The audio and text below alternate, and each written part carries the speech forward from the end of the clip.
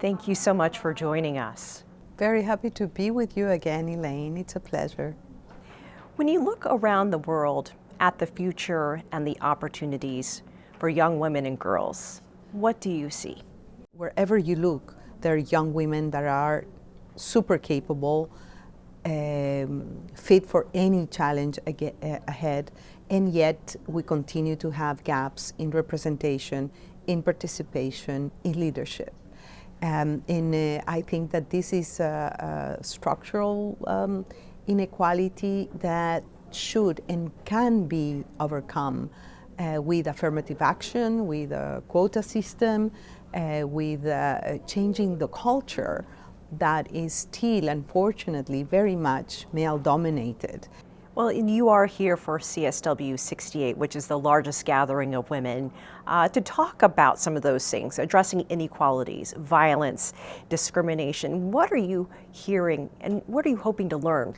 Well, this is the biggest gathering not only of women, but one of the biggest gatherings in the UN in New York. It's more than 10,000, mostly women present. CSW 68 is addressing a very critical issue, which is the issue of poverty, of inequalities, and of the crying need of empowering women on the economic front. If we are to eradicate poverty around the world, we cannot leave half of the world's population behind. And every number that you look around, because unfortunately poverty has increased, but it has increased more among women. The dropping of schools worldwide because of COVID and after COVID, you know, what are the part of the population that has not gone back to school for various reasons. Girls are, you know, overrepresented, and women and girls still underrepresented. For example, in the digital gap, you know, access to internet, access to credit, access to fair pay. There's still a lot of homework to do. Unfortunately, we heard only 50% of the SDGs are on track.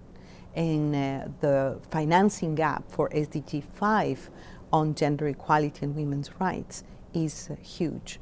And it's not that we are in shortage of money, Elaine, it's that we are in shortage of the political will that needs to be, you know, put into making sure that women and girls around the world can enjoy in full their rights and their life with dignity and happiness. How do you begin changing the political will? Well, I think it's an effort from different angles.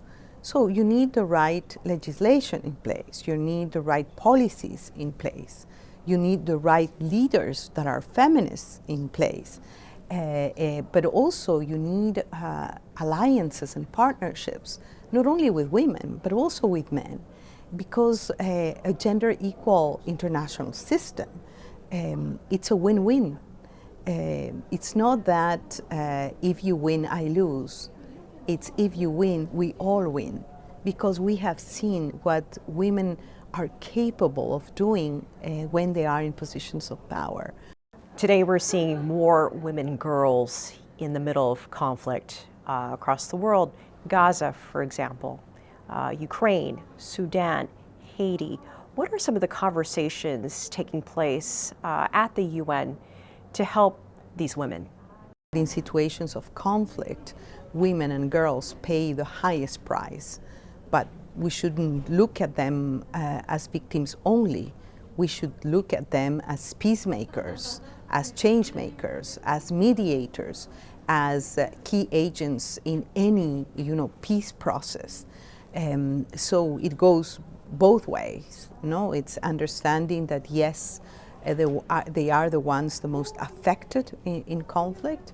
They are used as weapons of war sometimes, but we have also seen, you know, women, you know, leading in terms of resilience, in terms of capacity to respond to the impacts of conflict, including on climate change. But we have seen, you know, the huge difference that we see when women participate in peace negotiations, in peace agreement, in reconstruction initiatives. I think that any initiative regarding peace and response to conflict and prevention of conflict has to have women at the center. China considers educational equity a basic goal and the foundation for gender equality. I want to get your thoughts on China's efforts and the importance of access to education. More and more we see young women scientists from China. We see women diplomats making the difference in the international space. And in the international scene, we see more and more, women in positions of decision making from China. So I would say that when we advocate for affirmative action, I think that China has made big efforts towards that end, but the effort should continue, and the gender gaps should continue to be smaller and smaller in all fronts. Step one is equal opportunity in education, access to quality education, but also then access to positions of decision making. I think that's the challenge that we continue to face worldwide. Ms. Maria Fernanda Espinosa, thank you so much for joining us. Thank you, Elaine. It was a pleasure, as always.